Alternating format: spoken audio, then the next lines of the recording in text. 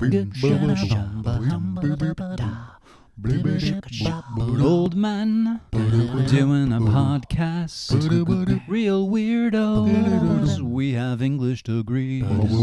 Real weirdos. We talk about movies for way too goddamn long.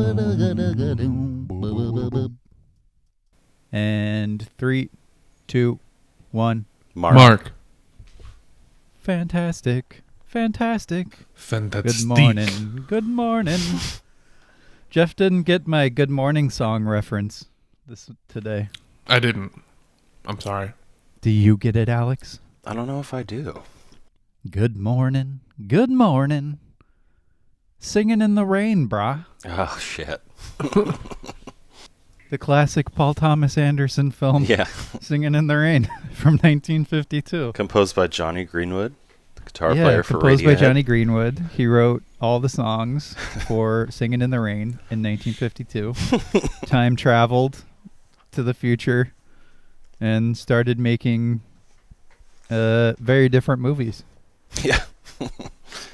So we're talking about Wes Anderson today, right? So we just do it. Yeah. We're talking about Wes Anderson. Paul Thomas. We're talking about Paul W.S. Anderson's filmography, the director of the Resident Evil films. Oh, I forgot there was another guy. Terrible schlock. Yeah. Yeah. No, his first movie is his best. Wait, was it his first movie? I don't know. Event Horizon is probably his most interesting. Yeah. Oh, definitely. I mean, if that's what he started with. I don't know. I'm not even going to research it either. Because whatever. But today, the long-awaited episode. We've been teasing this for a while, and we just ended up pushing it back and back to give ourselves more time for this cinematic boot camp, which, looking at it from more of a bird's eye view, is not as tremendous as it felt. It's only 7 movies. 1, 2, 3, 4, 5, 6, 8. 8 movies. My bad. I was like, was that right? I better check that. People are going to be angry. Yeah, Paul Thomas Anderson. We watched all his movies. I had seen almost all of them before. Alex, I believe that's also true for you. Yeah, except for Inherent Vice and Phantom Thread. So like the most recent ones. Yeah, same here. And Jeff, this was mostly an entirely new experience for you. Yeah, I had only ever seen There Will Be Blood, and I think I saw Boogie Nights long time ago when I was like maybe 10 or 11, but not with any kind of memory. That's why you should show your 10-year-old Boogie Nights.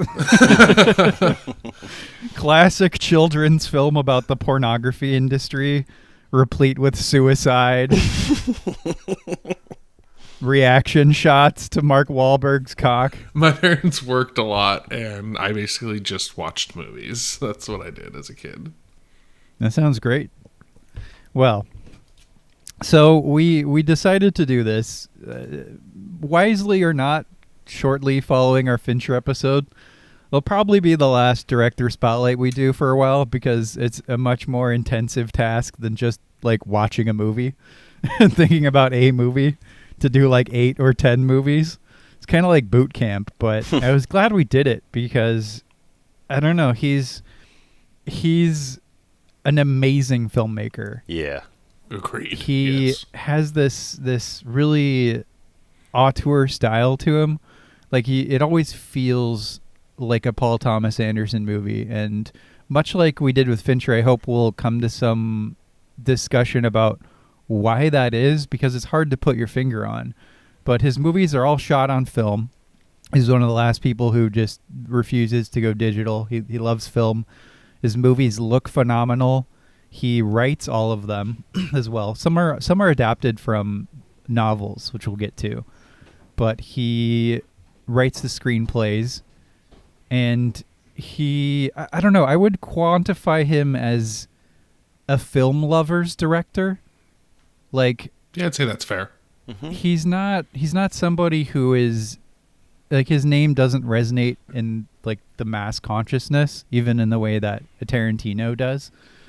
But I've talked to people, like I would recommend, like I'll recommend Boogie Nights And people will watch it and they'll be like, "Yeah, I was all right." And I'm like, "What? What are you talking about? Yeah. Did you see those shots?"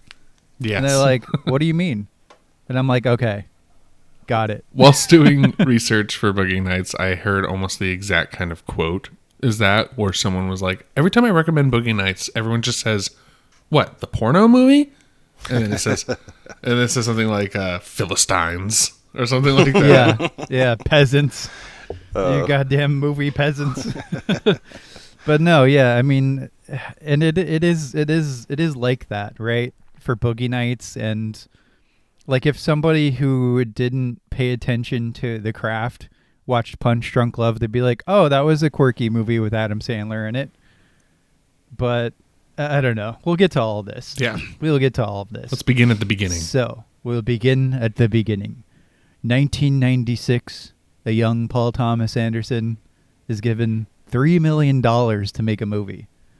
This movie is Hard 8. Yeah. So Hard it 8 is.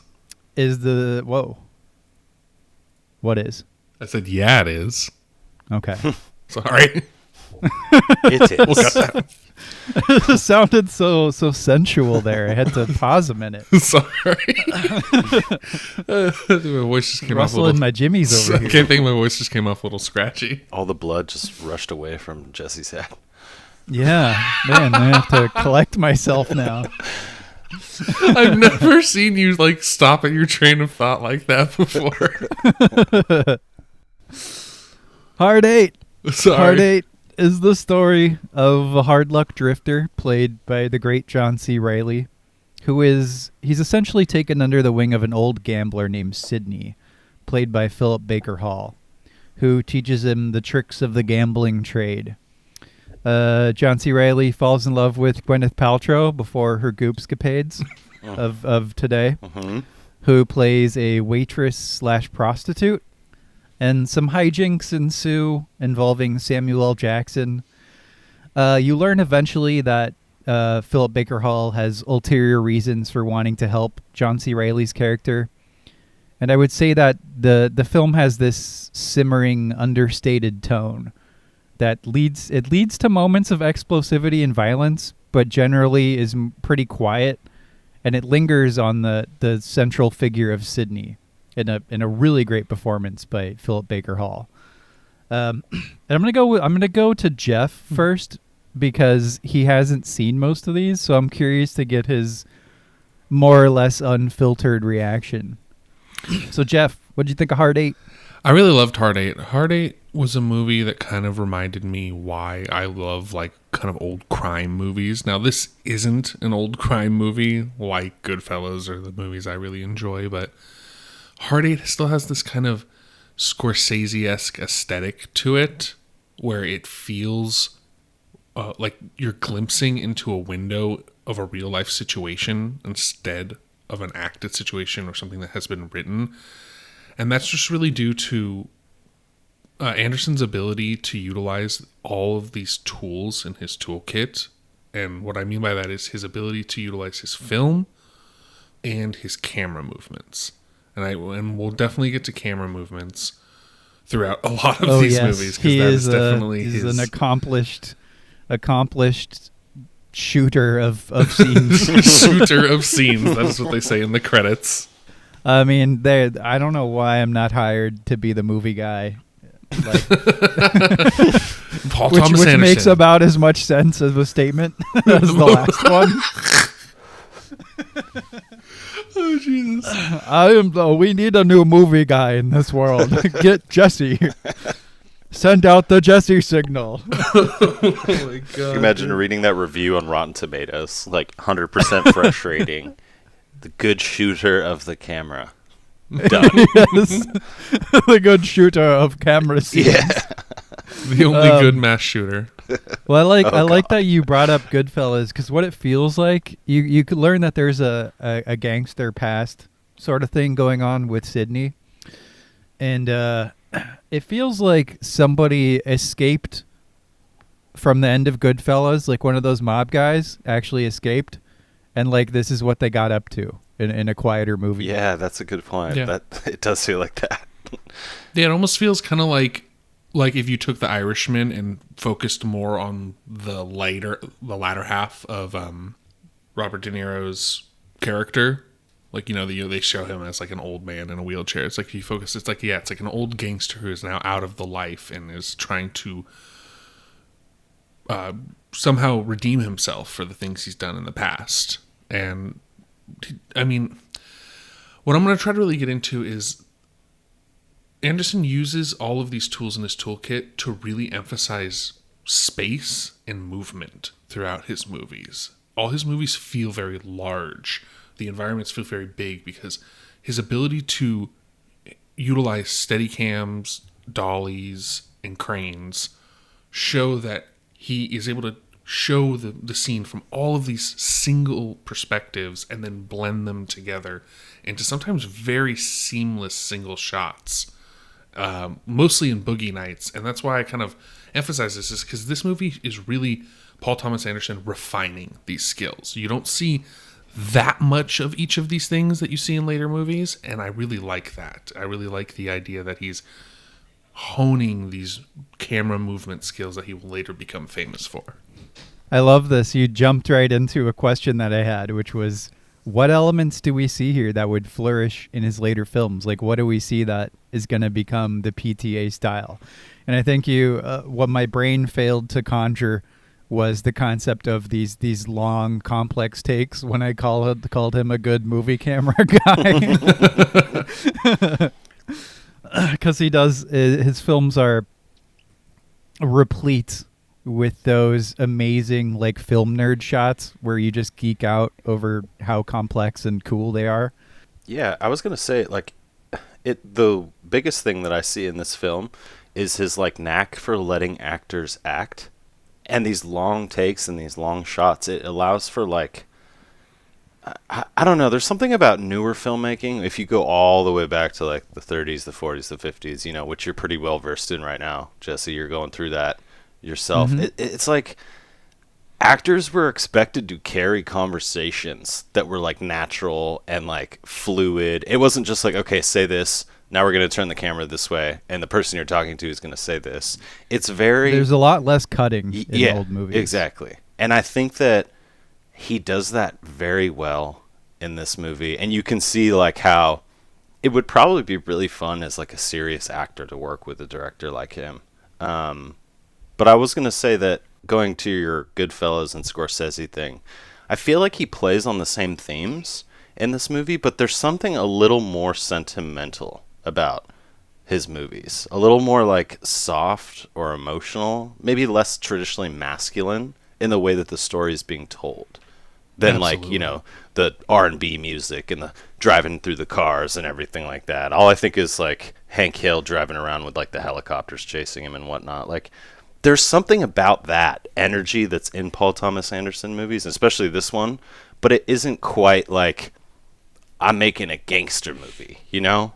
Does that make sense to you guys? I don't know. No, yeah, he's making a Paul Thomas Anderson yeah, movie. Like definitely. I think he gets more into this. I think his like real attempts at this are when he gets to like There Will Be Blood and The Master, but I get the sense, and I'm curious what you guys think, that it almost feels like Paul Thomas Anderson is trying to write the great American novel in movie form. Hell yes. And doing really well at it. Yeah. Because it's all of them have this element that's really strong. That's the weirdness of America and the weirdness of people who live in America. All of these like left of center characters. You don't get stock characters in a Paul Thomas Anderson movie. They're all they're all very much, it's like I would liken him to Tarantino in a lot of ways. The control that he has, the ability to make whatever he wants, and the uncompromising nature of what he wants to get out of his movies and making it happen. Also being so accomplished in doing it, but more so just having a style. Like, and that's so hard to put your finger on. It's like, what is Tarantino's style? Like what exactly is his authorial voice? Past It's the hard to blood say. and guts, right? And everything. Past the blood and guts, but course. there's a feeling there when people are just talking in a room and you're like, that's a Tarantino movie. Yeah. And I would say it's the same for Paul Thomas Anderson in a less edgy way, more like in a literary way. Yeah, definitely. Paul Thomas Anderson really loves to write, and you can tell that in his movies. You can tell that he really enjoys creating these in-depth character dramas where characters really speak to one another and they really listen to one another, and you feel like they have a relationship and they're not just two actors who have just met that day on set. Yeah, that speaks to the point about the what you said about him being a good director of actors, like letting actors breathe. Because I was reading about Inherent Vice and how Joaquin Phoenix he'd walk around in these scenes and have like the entire set. And so Anderson was like, okay, just light the entire set, like let him do whatever he wants and we'll just film him because it's Joaquin Phoenix. We'll get something out of it. And there's a lot of lines in his movies that are improvised as well. It's funny, in Hard 8, actually, when Philip Seymour Hoffman shows up and he's like saying things and making fun of Sydney while gambling, I thought to myself, is he just ad-libbing all of this? Yeah. And it turns out he was. He ad-libbed all his lines there. That makes sense. Yeah, it had a very natural feel to it, and it almost felt like he was laughing at his own ad libs, so it was making it more genuine. If that makes sense. Like he was almost like very into it, and I don't know. I really love that scene. I think it's a really great little. I guess you could call it a cameo. I know, right? Yeah. Like it's a cameo of someone who will become like a major player in all of his right. movies. It's not like so a it's kinda Hitchcock hard. cameo or anything where he like see him drinking from like a water fountain in the distance or like eating a sandwich somewhere. But like, yeah, I mean, it's a spoken role. It's It's weird. a cameo by technicality, but Yeah. it's so weird because it's almost like it's almost like an introduction of a new hero in the Paul Thomas Anderson arsenal. And in film, Hoffman wasn't like big yet. Really? I mean, I knew he wasn't 1996. I knew he wasn't like huge, but I thought he had at least done one thing. Didn't he had an Oscar nom at least at that point? I think he did for that movie he did with De Niro, where he plays like a transgender person. That movie's very interesting. I can't think of the name could be right now, wrong. but Yeah, I thought he had an Oscar nom at least by that point. You guys might be right. I don't know. I wouldn't be but no, surprised if he did. It's great to see him kind of just in this little sneak peek of what's to come in the Anderson universe. Yeah, definitely. So if we're talking about actors, let's talk about Philip Baker Hall. Hell yeah. Oh yeah. Had you ever seen him in something before? You know who I confused him with initially, and I'm gonna feel really bad for this. Ben Affleck? No. No, I confused him, and now I can't remember the actor's name, but the actor who played the lawyer in the or the older cop in the original Law and Order. I know that's super specific. Oh, Lenny I Briscoe? know. Yes. Gerald Briscoe? No. His name is Lenny Briscoe in Law and Order, but did you know, I can't think of his name. He died like in the past 10 years. Yeah, he died, you know. He does kind of look like over him. He was the ago. voice of Lumiere in Beauty and the Beast in like the first Regardless, Disney yeah, film. that's who I thought it was at first. I was like, why, really? He was like this big of an actor, but I quickly was corrected. I corrected myself, but yeah, Philip Baker Hall was just unbelievable. Jerry Orbach. He was tremendous. Excuse me. That's his name. Jerry Orbach, thank you. Yeah, that's what I confused him with. Yeah. Anderson originally wanted the film to be called Sydney. Yeah. Yes. Which is quite telling. Which is Philip Baker Hall's character, the old gambler. And that's part of why he, like the studio made him change it to Hard 8, because they're like, people are going to think it's about Australia. Because, fucking producers. God. So he made sure Jesus. He made sure with Boogie Nights, that's why the neon sign that says Boogie Nights is in Boogie Nights. So it's like, so they can't change it. Oh, that's Such hilarious. a pretty smart play. Producers, man. But yeah, Philip Baker Hall it's this really, understated, weirdly sensitive performance. You feel like he's holding a lot back, and that kind of gives the movie its tone, which feels a lot like the character Sydney, which is very reserved, but you feel like there's something going on under the surface that could explode at any time. That's why I call it like a simmering kind of movie. Would you guys agree? Yeah. Oh, definitely. And especially the fact that he's mostly known, I feel like, as a character actor. Throwing him in a lead is, I don't know, it's just interesting to me when people seem to do that. I feel like character actors are honestly some of the best actors out in Hollywood, you know? Like, everyone reveres them as far as filmmakers go, but they'll never give them, like, big chunks of screen time. So it was... No, only in these smaller movies for some reason, like Sam Rockwell and Moon. Exactly, right? Like, and they end up being these really good, nuanced performances and things like that. And I don't know, it's almost like... It's like akin to, like, you have novelists and you have short story writers. And sometimes short stories just hit just a little bit harder than, like, a full-on novel will, because it's like... I hate using this term with this movie and maybe all movies, but you know that term slice of life thing? Yeah. Oh yeah, we've made fun of this before. Yeah, it's definitely like one of those residual effects of having Philip Baker Hall as the leading character, right? You're like, I'm not following this guy with a super strong jawline and fucking six-pack abs and like my Burt Reynolds fucking Charles Bronson like masculine hero stuff. Yeah, you're not following me around. Yeah, exactly. It's not Jesse.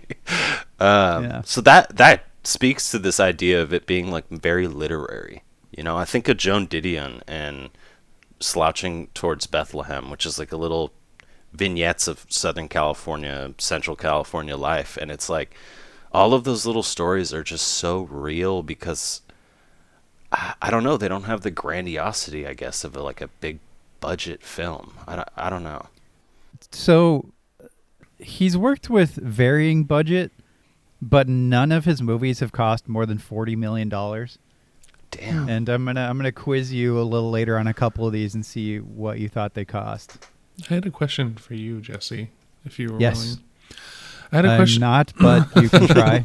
I had a question. Why do you think that at this point in a young Paul Thomas Anderson's career, he gets this small budget and these great actors? What about him as a filmmaker do you think makes these actors try so hard? I don't know. I don't know if they are. I don't know if it's an aspect of trying hard. Maybe it's that he gives them the freedom. I really don't know. Because at this point in his career, it's so early, and that's what was kind of always sitting in the back of my mind while watching these first few of his movies. Is it seems like everyone is putting a lot of faith in him and trust and something that seems like he came into the movie industry almost with this earned amount of credibility. Yeah, And you'll see that in Boogie Nights. We'll get to the fucking cast of Boogie Nights. Holy bananas, my friend. Even at this time, some of the actors were just small. Like, I think Gwyneth Paltrow hadn't done much by this time. But, I mean, Samuel Jackson, he had already been in Goodfellas. Sam Jackson was a big one. Phil Baker Hall, of course, had already been a big-time actor. But John C. Reilly and Gwyneth Paltrow were kind of getting started, maybe a little ways into their career. So I don't know. I think Paltrow was decently established at that point. She was in Seven the year before, so that's true. That's Yeah. around her. I mean, that's the only her other time. movie I think I've seen with her in it. She's really good in the movie, I thought. Yes, she's great. I think Shakespeare in Love came after this movie too, just like a year after. Yeah, I believe that was 97. She was gaining some steam, definitely. Yeah. Yeah. Okay. All Yeah, in I did not follow her career very preparation closely. for the Goop Empire. the Goop episode where we go through the Gwyneth Paltrow God. filmography and intersperse it with advertisements for Goop products. Jesus Christ, the Scoop thing is going to become a meme of the podcast. Samuel Jackson is also in the movie. He plays like, I don't know, he has the aspect of like a coiled serpent. He's really good in it. Yeah, he's a great villain. He's a great villain.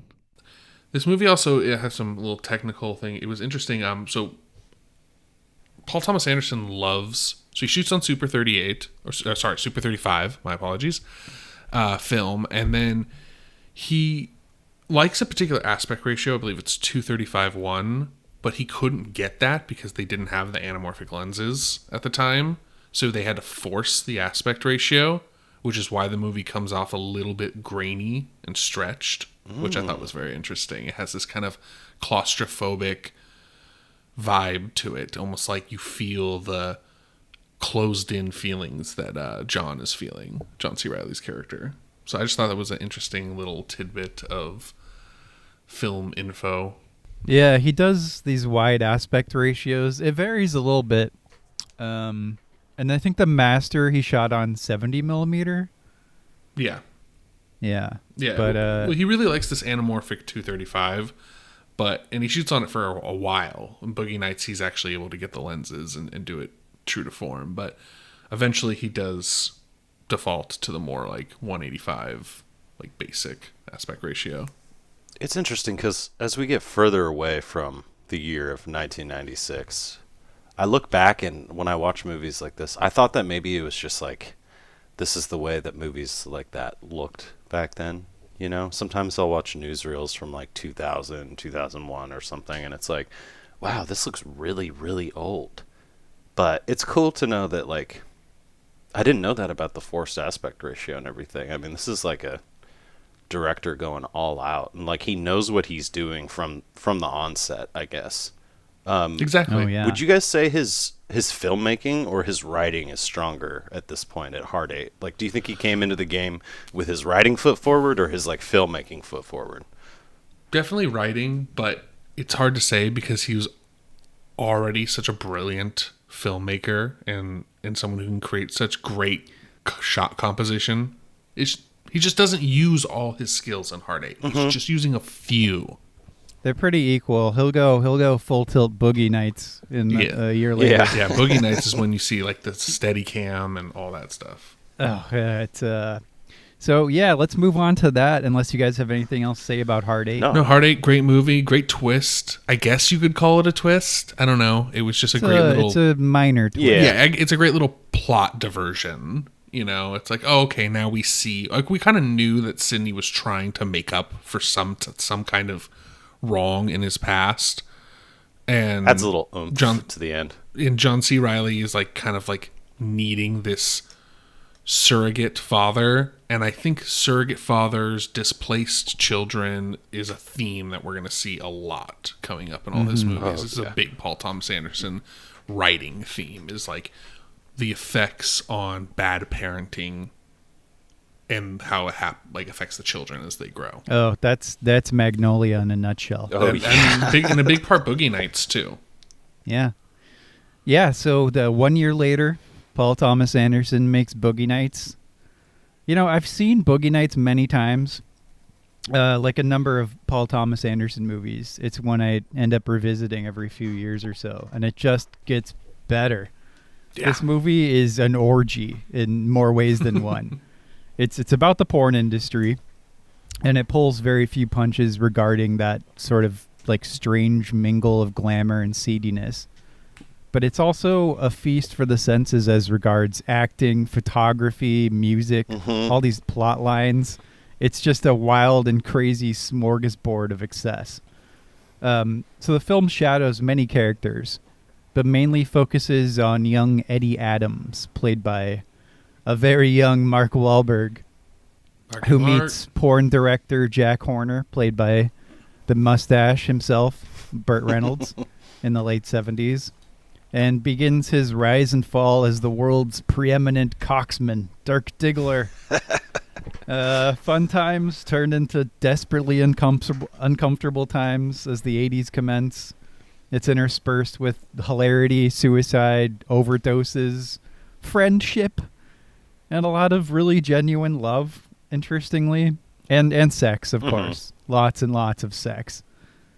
I don't even know where to begin with this one. There's so much to talk about. Well, I actually could help us start off, if you guys don't mind, with this one. I kind of, As long as you do it right, okay?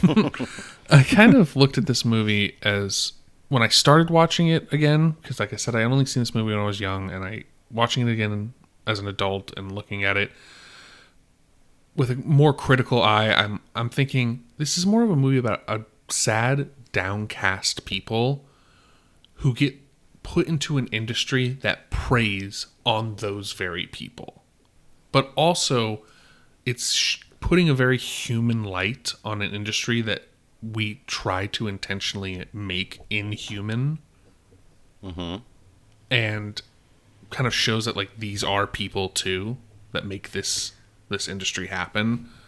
So I'm just thinking, like, do you agree? Like, do you agree that this movie is trying to emphasize more, like, the failure of the porno industry to maintain itself in the world of, like, new video, or do you more think it's a character drama? That's just the backdrop. It's definitely a character thing. It's I mean, it's a movie that's about a lot of things, right? It's about a guy with the giant cock. That's one thing it's about. It's about the times, like the 70s and the 80s, and like imbuing the viewer with that feeling, you know, that like that's very specific to that era. I think it's, and I hate saying this because of Fast and the Furious memes, but it's also about family. It's about these people who find family in this crazy industry that couldn't really find it anywhere else. Like, you see Mark Wahlberg has a really strained relationship with his abusive mom and stuff like that. You have Julianne Moore, who for me is the absolute heart of this movie. She is the emotional core, the center. And I think she wins the movie if I had to give it to anyone. She is just heartbreakingly good as this. She's a porn actress, but she's also like a mom who can't see her children. Mm-hmm. So she ends up like being a surrogate mother to this whole menagerie of characters, most especially Mark Wahlberg and Heather Graham as Roller Girl. So yeah, I mean, it's also a strange movie because it's a movie where, despite its rise and fall, you know, you see this industry centered around Burt Reynolds' house at its height, when they're like making big movies, they're doing stuff with plot lines, which we'll get to, which is wonderful. And then all the way down into just the absolute most depressing depths that you can see in a movie. Like that scene when Roller Girl is, or when they're trying to find people on the street to have sex with Roller Girl.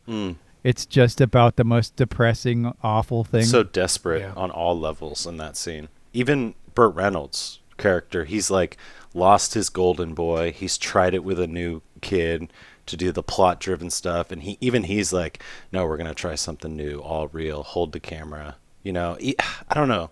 Even in him as like a filmmaker, you see this interesting, like, dude, you were just like churning out these good movies, and now you're sitting in the back of a limo, like just as lost and desperate to try and, I don't know. It's like when the person's like, no, this is about art, you know, this is like real raw life and grittiness, and I don't know, you don't quite believe in the project that he's doing at the time. Then it gets violent. Yeah, I mean, if you put yourself in that position that he's in, you know, AIDS is now kind of closed off this world of free love. The movie doesn't touch on that, though. It doesn't, but it's kind of some background that I think matters to the movie. And is that, you know, the porno industry was changing so significantly, and these characters were forced to change with it. And they were so comfortable in this family that they were in. I really like that you emphasized that. This is my point, though, that I sidetracked massively off of. And talking about the sort of rise and fall. Like, you have the Roller Girl scene, you have Mark Wahlberg getting beaten up in a truck. And like, and then you cut to Don Cheadle buying donuts, which I loved. That's the big, yeah. But I digress on that. But it's a movie. It's like a strange epic where nobody learns anything. I feel like these characters are the same characters at the end of the film that they were in the beginning. Sure. And I don't know. There's a sweetness to that that I find endearing. Like there's something nice about it, and I'm not quite sure why. That's I think it ties into like how lovably dumb Mark Wahlberg and John C. Reilly are in this movie as well. Yeah. It's just like it's like a weird sweet innocence at the core of like the most depraved industry on earth. Yeah. Well, outside of trafficking or whatever. If you had Scorsese, going back to our Hard Eight discussion, if you had him direct this movie, it would be all about the edginess and the fastness of the environment and whatnot. And yet, like Hard Eight, this movie is even like softer, I want to say, or more sentimental when it comes to the treatment of the characters. And like there's something so like innocent about when Don Cheadle is talking to the other African American woman who's like the porn star with them. Foxy something, I think, is her name. Or maybe that's Julianne Moore's character, but whatever. And she's like, you got to get out of this cowboy Amber thing. Waves. Amber Waves, got it. She's like, you got to get out of this cowboy look, right? Like, no one cares about this anymore. And it's a really quick scene. And he's like looking down at himself, and you can see him like in his face, like Don Cheadle's like, but this was like my vibe through like the 70s. This was me. And she's like, we're in like a new time. You got to like ditch that shit. And it's like, that sets up like a tiny little like subterranean character plot line for Don Cheadle's character. And he does that in almost every single character in the movie that isn't quote unquote like a main actor, right? You have Luis Guzman doing the same thing with his club and his restaurant promotion stuff. You have Phillip Seymour Hoffman with his own little type of like subplot, and like Scotty, the effeminate cameraman and number one Dirk Diggler fan. Yeah, the Paul Thomas Anderson loves these characters. Oh yeah, you can just tell there's a genuine love for them that shines through to where you do too, even though they're not like the best people, but they are who they are, and they don't make any apologies about it. And they're just, I don't know, they're kind of lost. And it's, let's talk about this cast, right? You got Mark Wahlberg, Burt Reynolds, Julianne Moore, Heather Graham, John C. Reilly coming back. You got Luis Guzman, Don Cheadle. You have William H. Macy doing what he does best, playing a horribly pathetic individual. Phillip Seymour Hoffman, Philip Baker Hall comes back for a nice scene. And the vastly underrated Thomas Jane shows up later. I mean, what a cast! Yeah, it's pretty stacked. Holy crapoli! And it's pretty. I mean, it's kind of what up to the point I was making before. Is like it seems like Paul Thomas Anderson just attracts this talent that is willing to give all of themselves to these movies, and it seems like they really are interested in the content itself. Jesus, dogs.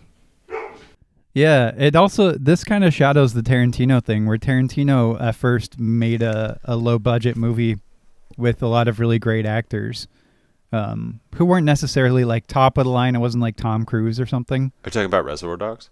I'm talking about Reservoir Dogs. But my analogy here with the second film is Tarantino's second film was Pulp Fiction, where you have all these heavy hitters, just like Paul Thomas Anderson has here in Boogie Nights. So it's like once people saw Hard Eight, they're like, oh, I want to work with this guy. This guy is going places. Yeah.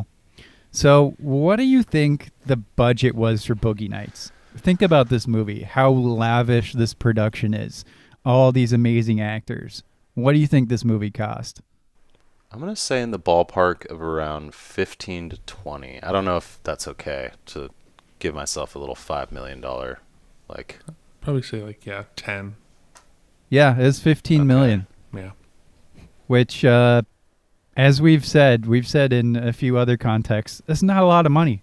No, especially to pay all these actors' especially salary. For this. This looks like this is like one of the best looking movies you will ever see. Oh yeah, like not only just the film stock, just the color, everything, but also in the way that that Paul Thomas Anderson is a great movie camera guy. Yeah, this is when you see like it's really all shown. He shows all his skills in that first shot in the movie. That first shot, that long opening shot. He starts with the crane and then the Goodfellas shot. Yeah, the crane comes down. The camera operator hops off. He starts moving. Then you get the steady cam all the way following down the hallway. I mean, it's just in the long single take. It's just beautiful. I think that maybe one of my favorite scenes in all of film, it's not even a scene, but sequence, I can say, is when Don Cheadle's character opens his store and they're filming the commercial for it, right? And it's the Beach Boys. Horribly embarrassing commercial. Oh, yeah.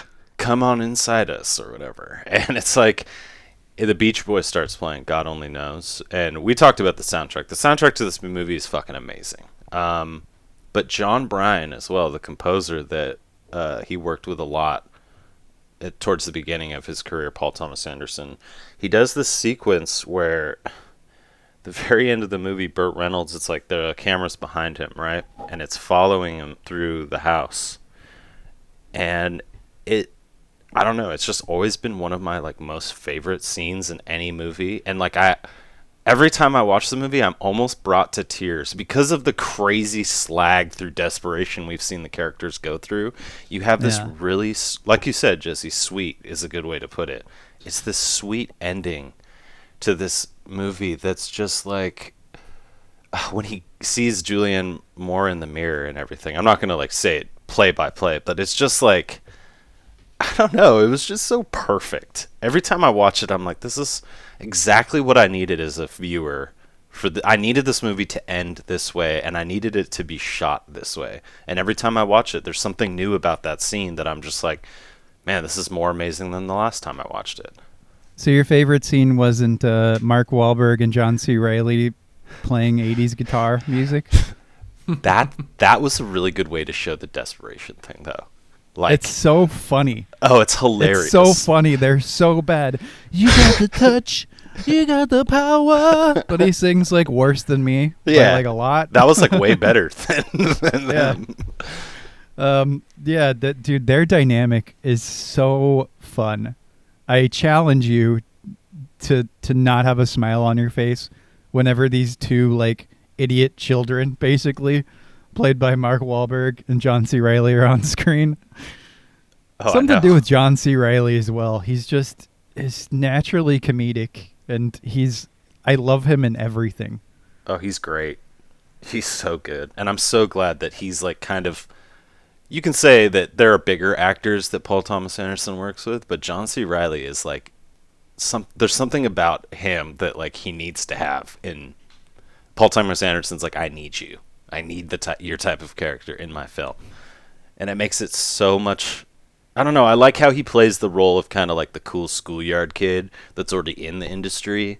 And then he sees this young like hotshot roll up, and at first he like tries to act up like this like masculine like front, and then they just end up becoming like really good friends. Yeah, hanging out together in the hot tub. Yeah. They end up one of my other favorite sequences is they end up starring as 70s porn detectives in this montage sequence that's like shot like an old 70s thing. And it's like they got the mustaches, they do karate, they say the detective lines, like the cheesy detective lines, and I was just giggling the whole time. Another of my favorite parts of this movie is it's established that Dirk Diggler, Mark Wahlberg, has like an enormous cock, but you don't see it for the entire movie until the very end. But whenever he takes it out, it cuts to these reaction shots of other characters looking at it, and their faces are fucking hysterical. Yeah, that's probably my favorite as well. What was his name? The general? The colonel. The colonel. Colonel. When he sees it, I love it. He like tips his glasses down, his shades down just a little bit, and like his eyebrows raise. Yeah. Yeah, this is a beautiful movie. It's a beautiful, sweet story it's basically, it's got glitz, glamour, seediness, disgust all rolled into it, but it's all told. I think it's a very sweet story. Yeah, and definitely. it's immaculately acted by everybody, especially Julianne Moore. Burt Reynolds is also, of course, like perfectly cast. Yeah, and he this is. is his only Oscar nomination. It's funny because he hated this character. He hated the movie. He hated this character so much, and him and Paul Thomas Anderson fought all the time. Yeah. It makes sense, right? This guy's out here trying to make like a sensitive literary type movie, and you have fucking Burt Reynolds rolling around on set with a cigar, and like, I don't know, the energy was good though. Paul Thomas Anderson was really good at corralling this energy into this character that, I don't know, I think he's one of the, he was so good in it. But It fires on all cylinders, man. I will say too, there's definitely a theme arising here in the works of Paul Thomas Anderson, and it's just masculine theory is the way that I'm going to throw it out there. He examines men and the things that men seem to do on different spectrums of the emotional spectrum. Nice. It's interesting. I see it more as like, I mean, I like, again, not the Fast and Furious thing, but like, you know, I see him as like he really focuses on family and misplaced parentage. I'm just thinking that I think every single like main character or like driving character in his films are men in different stages of their lives. But you were definitely right about this idea of like surrogate fatherhood. I think that operates to greater or lesser extents. I think Boogie Nights is fairly well balanced because you have Heather Graham and Julianne Moore in there. Mm-hmm. And like I said, Julianne Moore is the heart of the movie. But I think and Magnolia as well. I think it does the female point just as much as it does the male one. But I think you're right later on, especially like Punch Drunk Love onward. Yeah. Yeah, especially when you get to like, yeah, I don't know. We'll get to it. Yeah.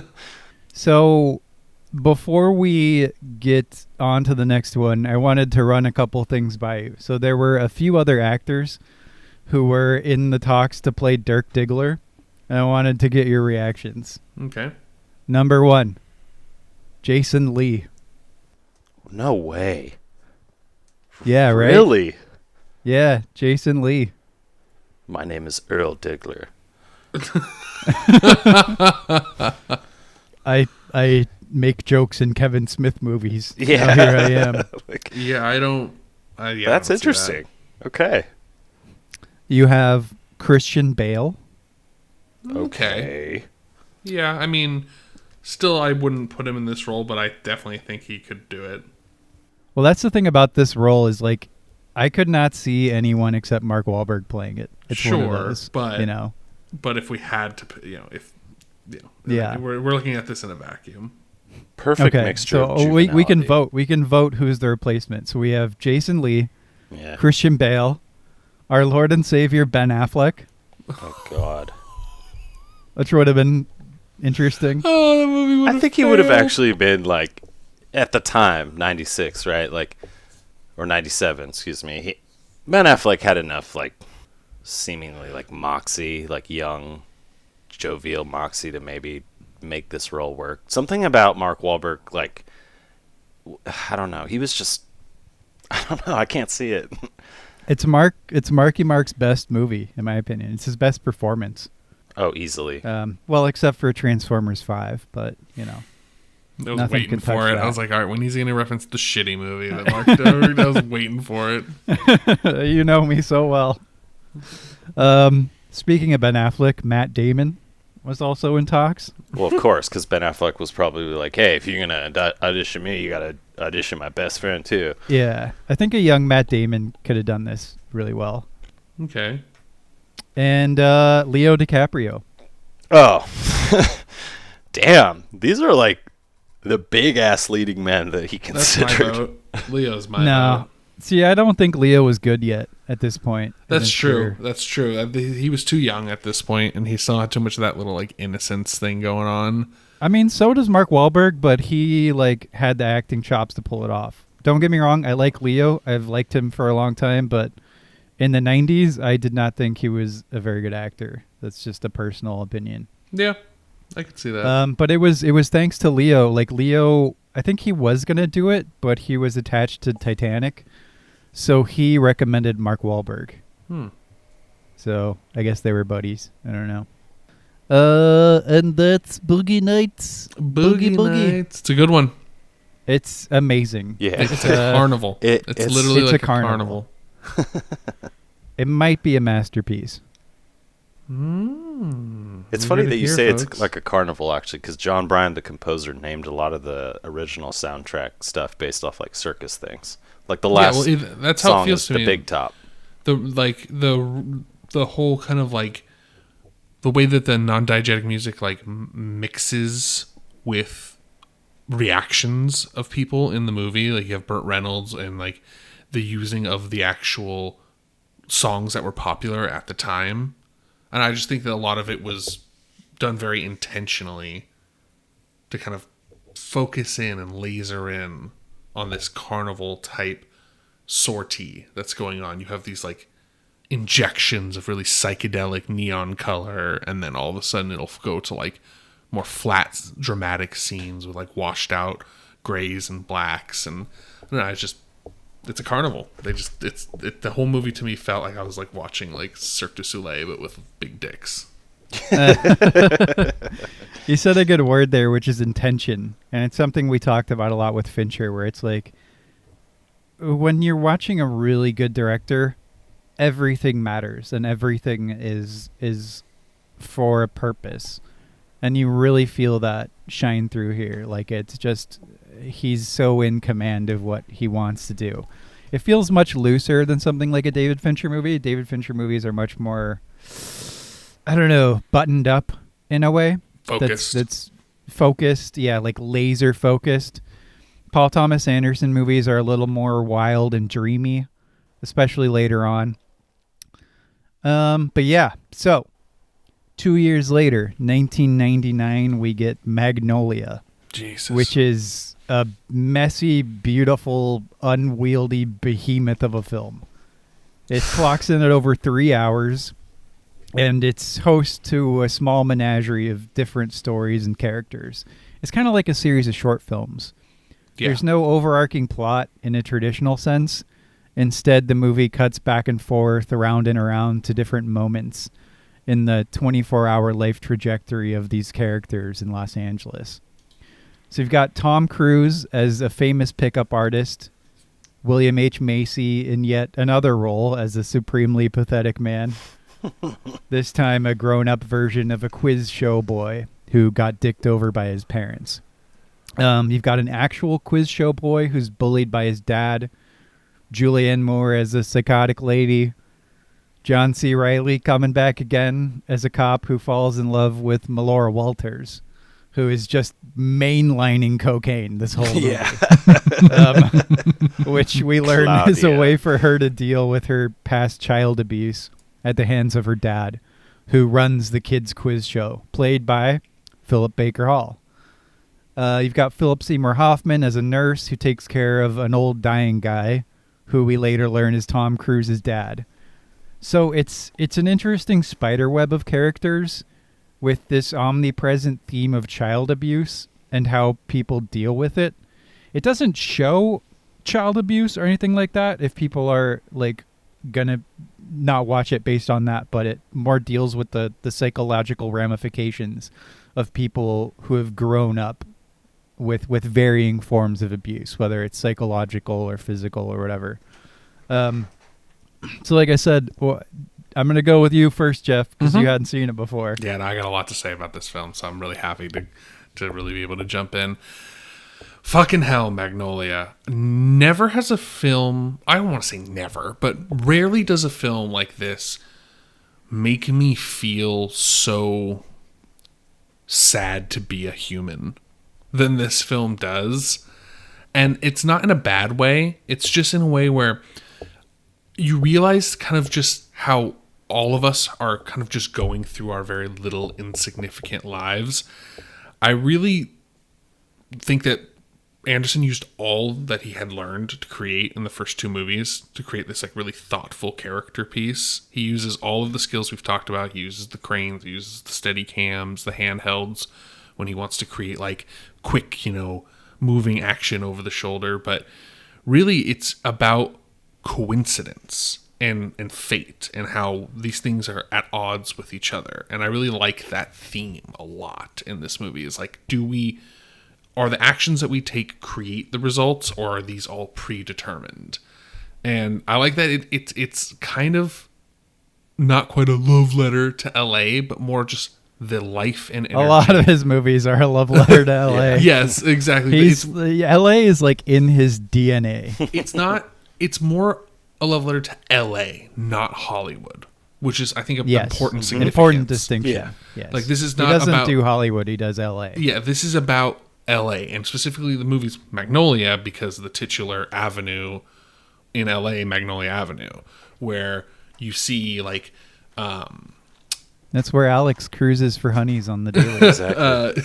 John C. Reilly, you see him cruising down this avenue, and all of this underbelly and life that's just going on in this one avenue. All these little snippets of life. This guy like climbing through the dumpster, and this person getting beat up over here. These are all these little snippets, and I think that just ties so beautifully into the movie, where it's just these little snippets from these characters' lives. And again, we see the themes like we've been talking about in the last two movies of just what happens when children are abandoned, mistreated, and what happens to them as adults and how they manifest those feelings. So yeah, this movie all in all just really ticked a lot of boxes that interest me, psychological.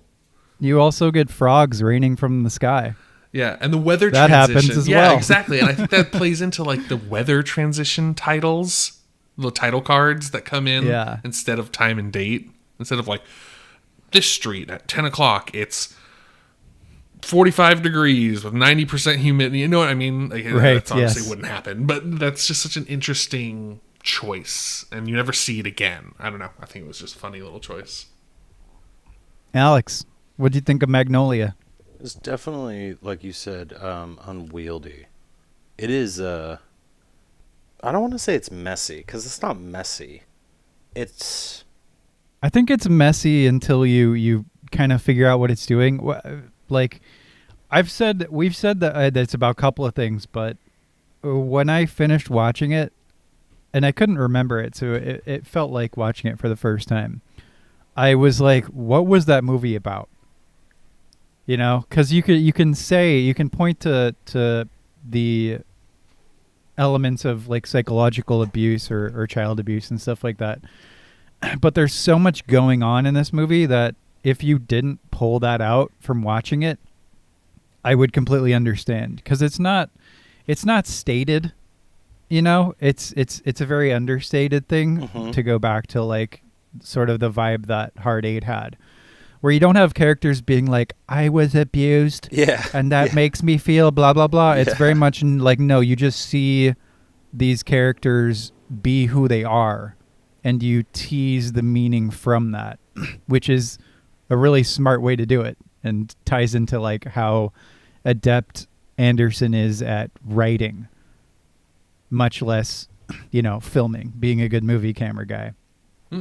We might not always preface that these movies are gorgeous, but they are. Yeah. Every single one of them is absolutely gorgeous. They're some of the best looking movies you'll ever see. Yeah, I mean, just from composition, coloring, editing, I mean, all the technical details, check, are all there. Sound design.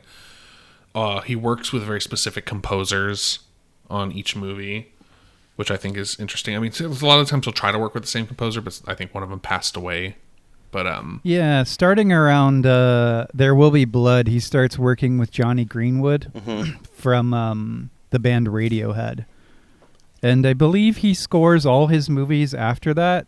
I think one of the other guys from Radiohead did another one of the movies. John Bryan was like the main guy that he used for a long time.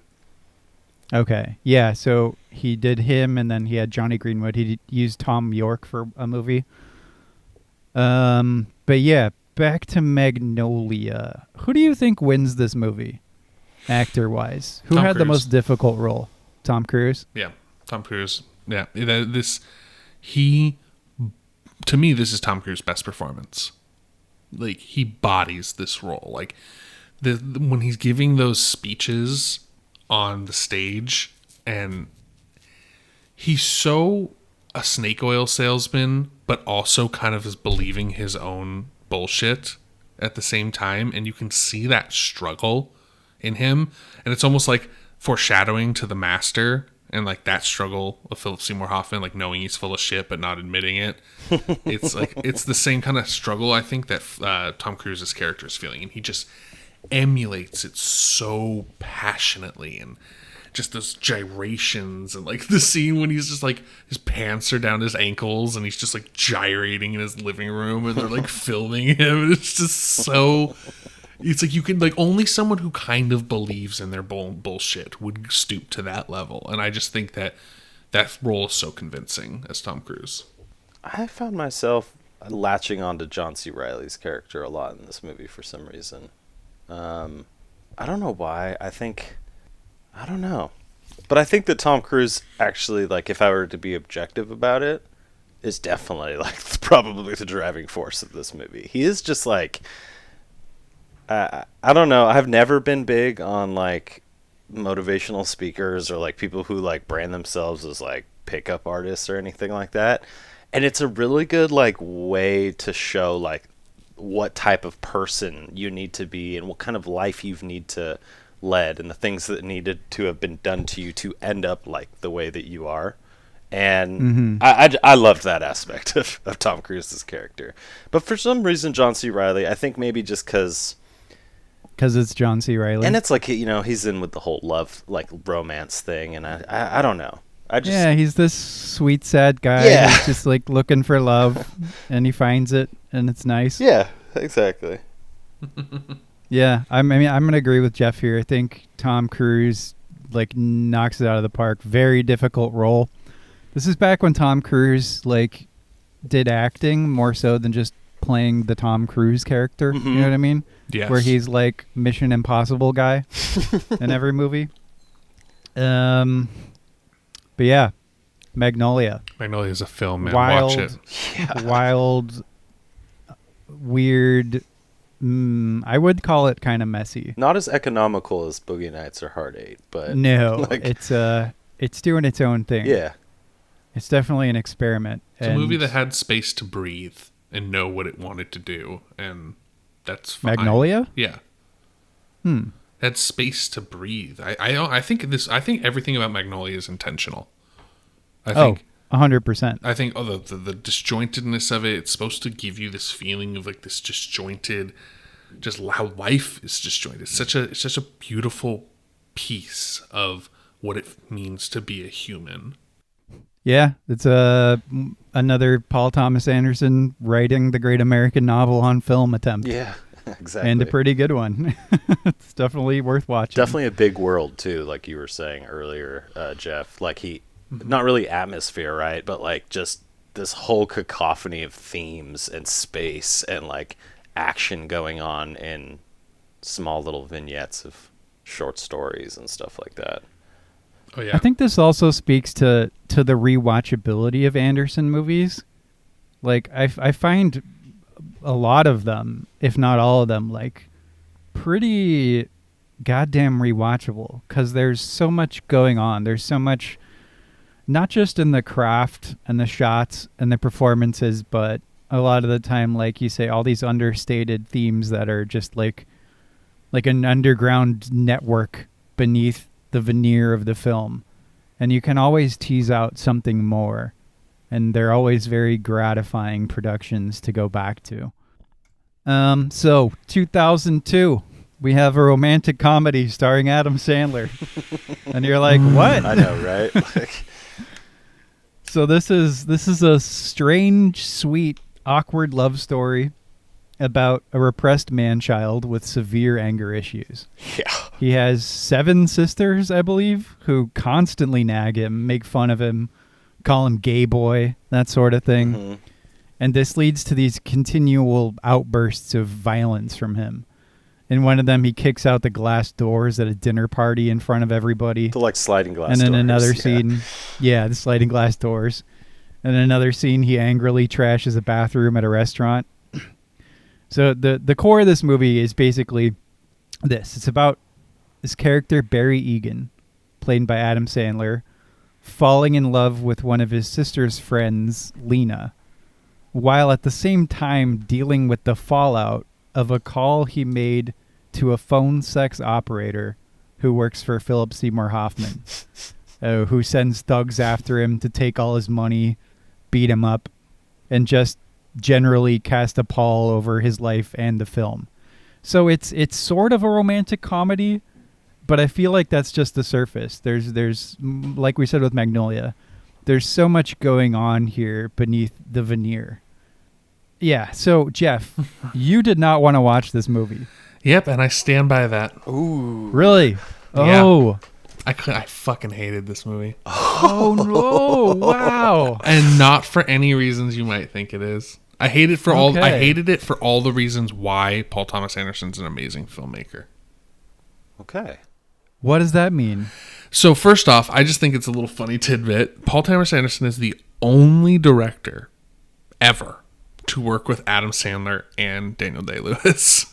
So I think that's funny. That's range, baby. And he said that in an interview. They were like, "What actors?" It was right after Hard 8. They were like, "What actors do you want to work with?" And he was like, Adam Sandler, Daniel Day-Lewis." And he actually worked with both of them and is the only one to ever do that.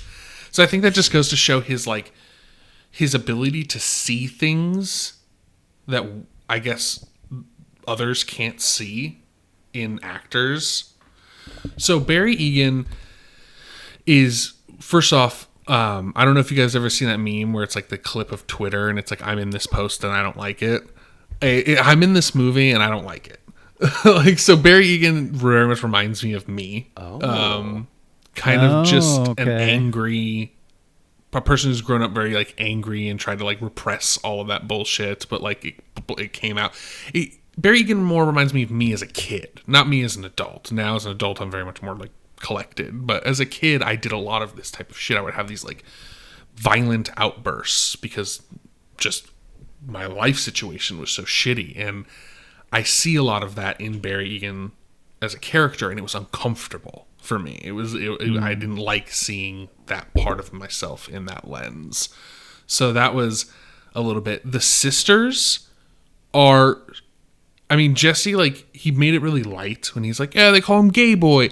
They're some of the most, like, deplorable human beings that I've ever, like, witnessed in a movie.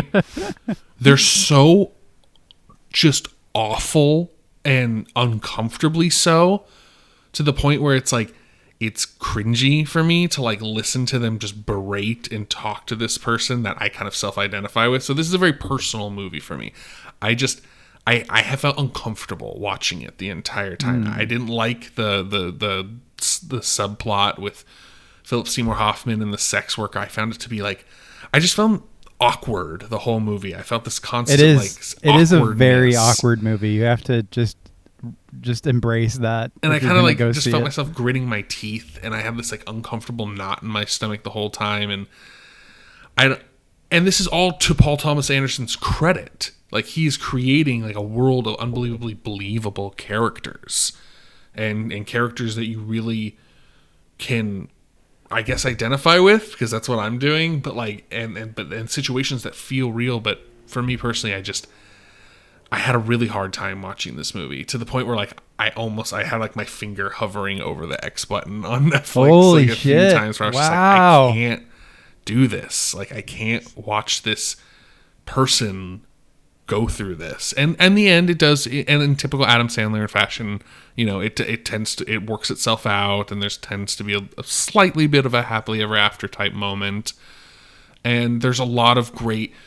This is like a rom-com with beautiful camera work and really funny. Oh, he is doing his long complex takes here, like, with Adam Sandler in with the Adam take, Sandler, and it's so funny fucking in blue juxtaposition. And yeah, I want framing. Alex. Yeah, that blue suit, the framing and the lighting and the weird like fuzziness of this like bright LA lighting. I don't know. I want to go into it more. I want to know what Alex's point, but yeah. even the like smaller shots, like it starts out with this nice initial shot where Barry's in the corner of this barren looking room, and it's like, I don't know, it just speaks. All the shots in this movie speak. I have a lot to say, but I'll let Alex tell us first what he thinks of this movie. Well, a few things I would say is I can see why Adam Sandler has not shown up in any more Paul Thomas Anderson movies since this one. I'm not saying there's like a rift or anything between them, but it was hard to make him fit in this movie, I think. I think Adam... Really? I thought he was perfectly cast. See, I do not, actually. I think it's just because of Okay. who he was.